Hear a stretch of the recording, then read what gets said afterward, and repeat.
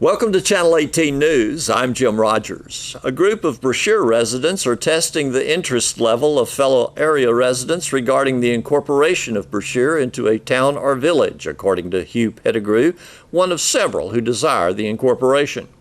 Those living in the Brashear zip code have received a mailing sent out announcing a meeting on Saturday, March 25th at 5 p.m. at the Brashear Baptist Church Family Life Center.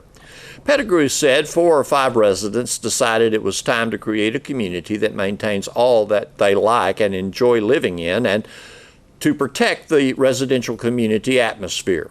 He said the way to accomplish this task is to incorporate.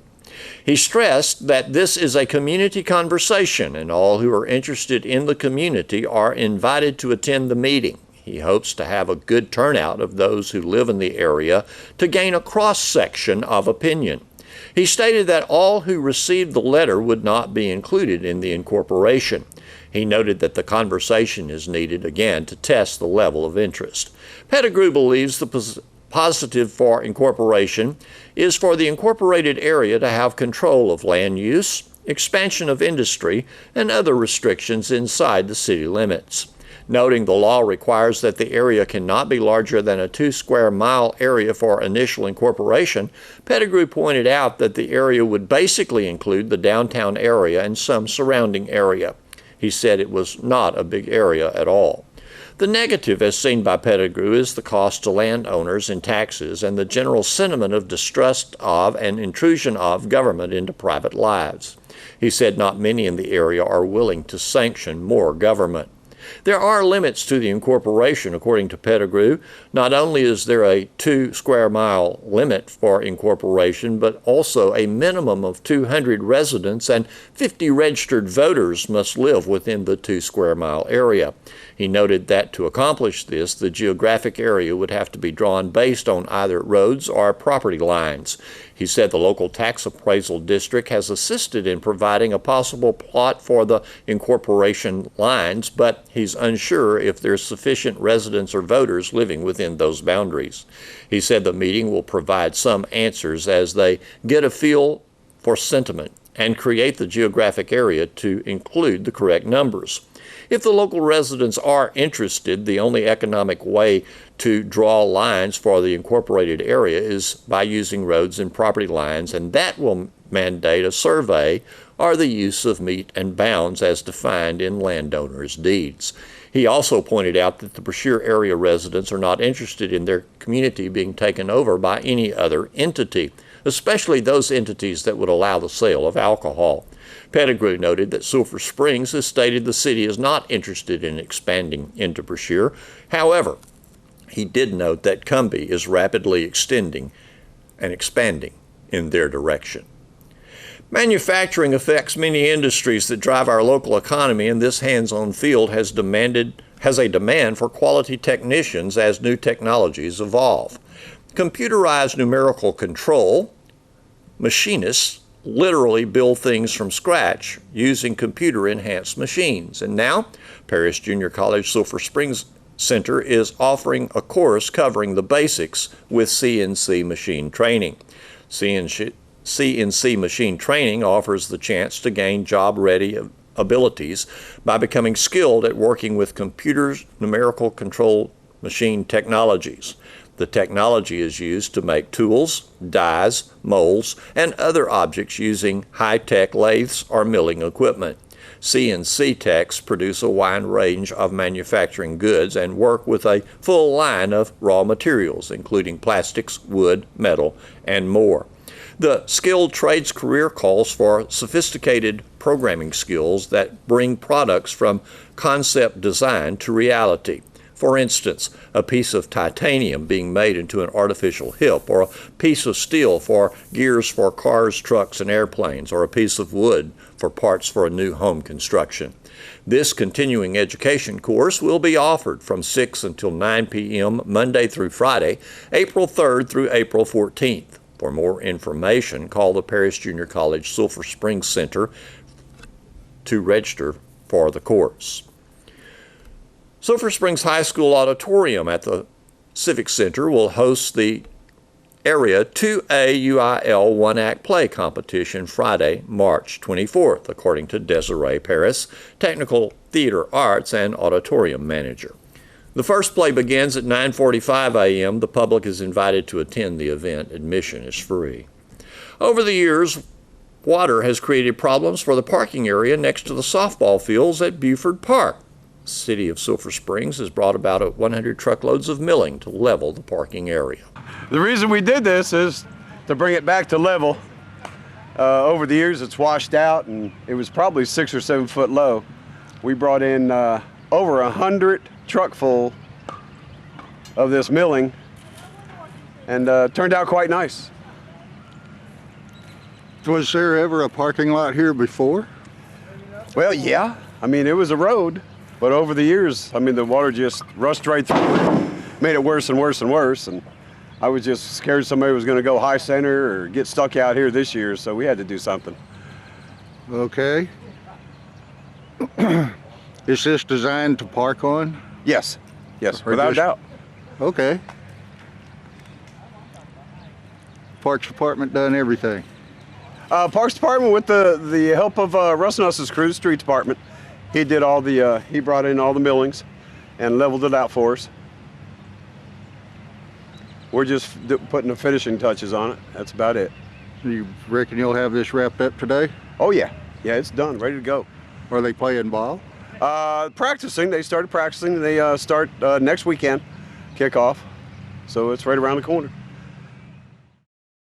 Jim H. Ainsworth, author of now 11 books, his newest, Circle of Hurt, which along with it, you'll find Believing in a Grand Thing, Stories of Faith, that is a companion book. He is inviting you to his book launch party on Tuesday, March 28th at Texas A&M Commerce Alumni Center, 5 to 8 p.m. You'll meet Jim Ainsworth if you don't already know him. He writes about true happenings from his early life in Northeast Texas.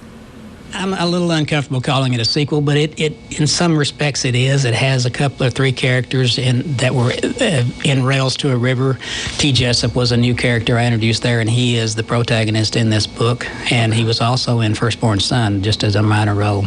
So your book stretched back to 2000, the years of writing them?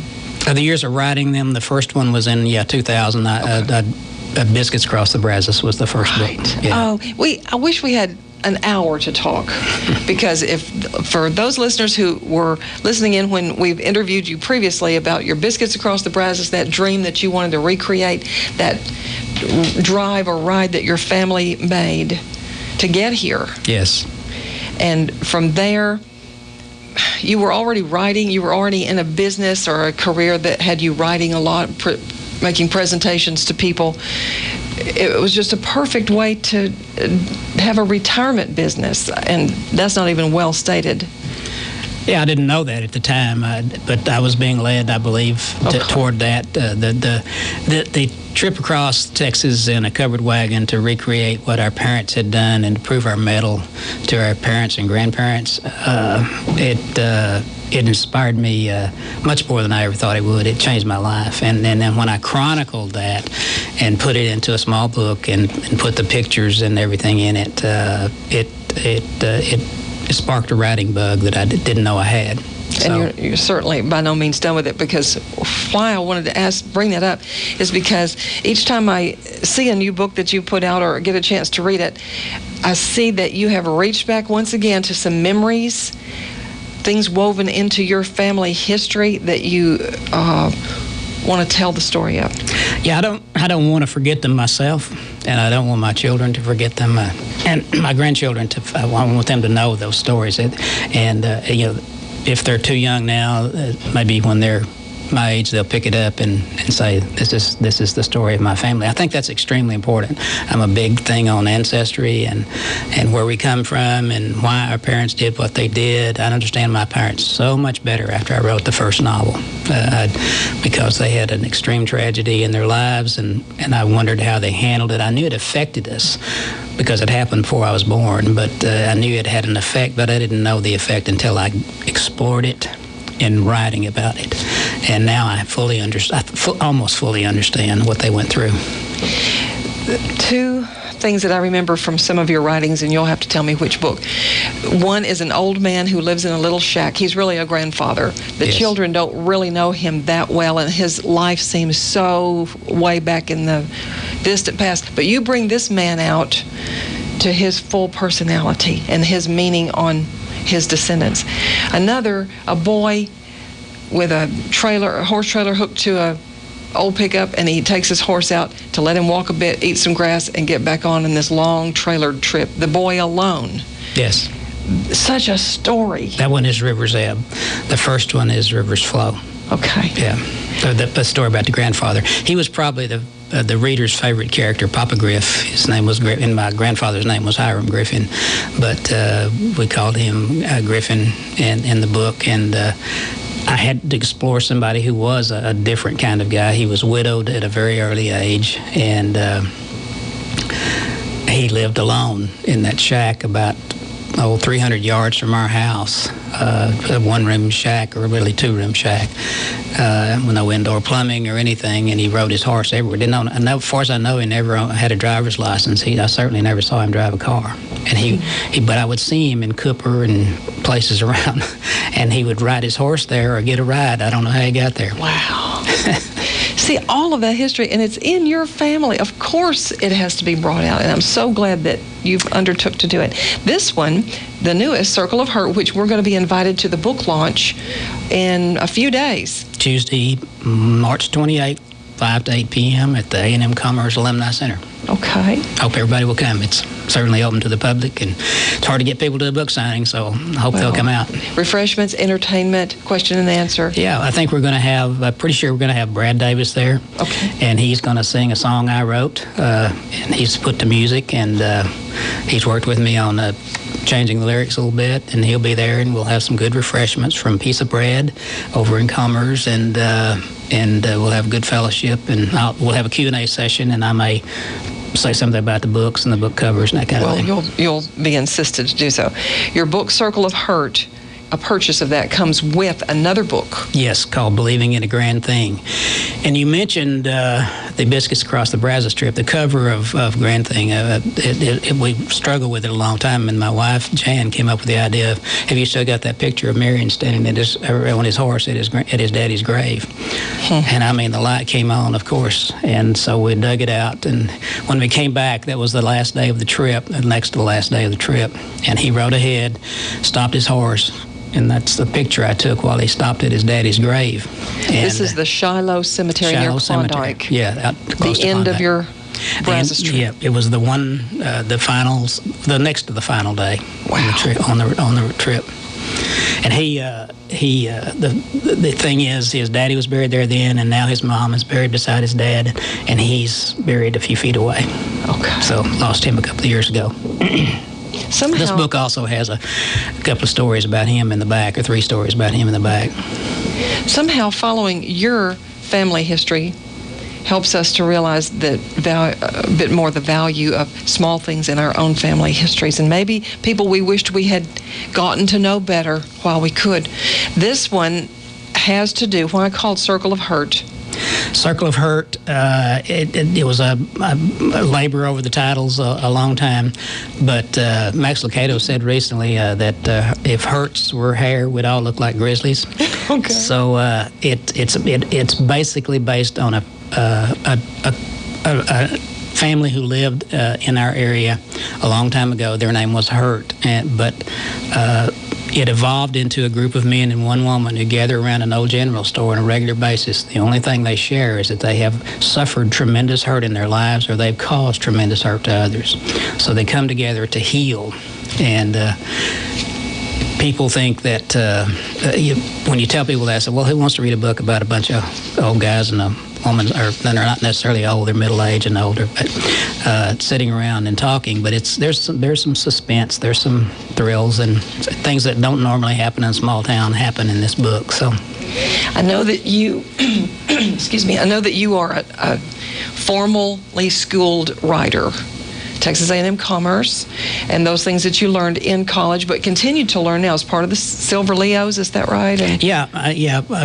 Silver Leos was started by Fred Tarpley, my mentor for a long time, and he was a great influence on my writing. And you mentioned a few minutes ago about writing about family and how it reminds you of your family. That was a big thing for me when I first started writing the first novel, at least. I thought, well, who cares? Who cares about these? Who cares about what happened in my family? And then people started writing me after the Biscuits Across the Brazos and said, that reminded me of my grandfather. This reminds me of this, and this reminds me of that. And I said, well, maybe the novel will work. And I got the same reaction from readers. Oh, gosh, it's just like happened in my family, or the same thing happened, or my parents were like that. We suffered the same way, or whatever. So then that gave me encouragement, and I continued to write for that reason.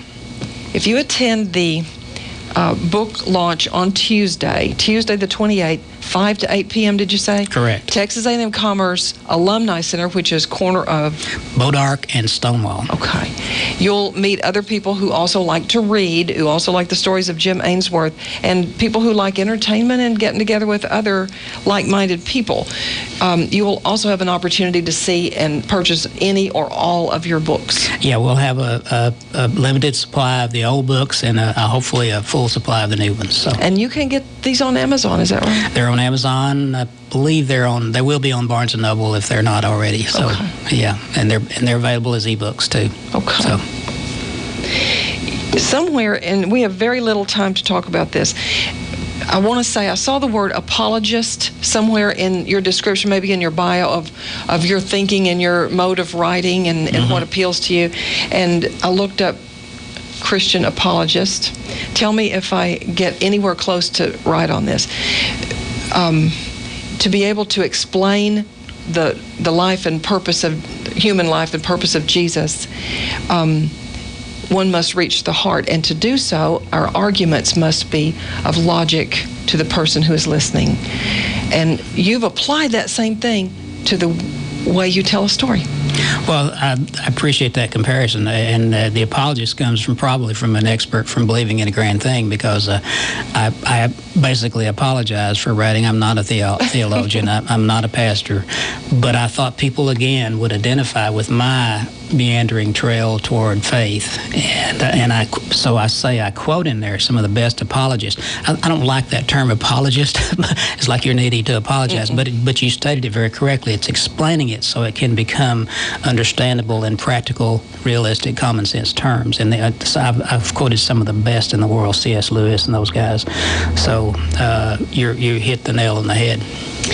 Well, I love the formula. If you want to say it's a formula that you use in writing, that you learned how to write, you hook us right away in the beginning with something so interesting in the first sentence. I'm not going to tell you what it is. You've got to get Circle of Hurt, and then you follow the story, which also brings in all the past. Another lovely creation out of some memories in your head from Northeast Texas, growing up there, and the hardships, really, too, of early life. And the 3 years I spent in the Panhandle greatly influenced me, too. So you go back and forth in Rails to a River and Circle of Hurt, from East Texas or West Texas to East Texas. My family's done that for generations, back and forth, west to east, and east to west. How many people do we run into around here that are from West Texas? Not many. There's not very many people out there. I thought I'd moved to the moon when we moved out there when I was 14. And you talked about the story of the kid with the trailer, and that when I went out there, I was 14, and I had a horse in the trailer, and I thought, oh, how am I going to live out here? And then I loved it. I grew to love it in about 6 months.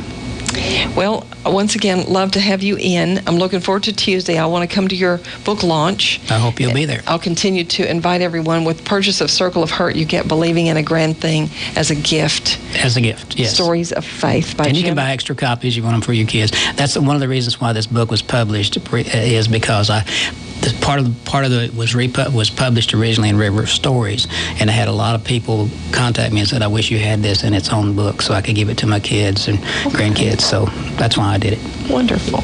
Well, Jim H. Ainsworth, and thank you for coming in this morning. Thank you for having me. Thanks for watching Channel 18 News. Don is not feeling well today. No sports news. Have a great day.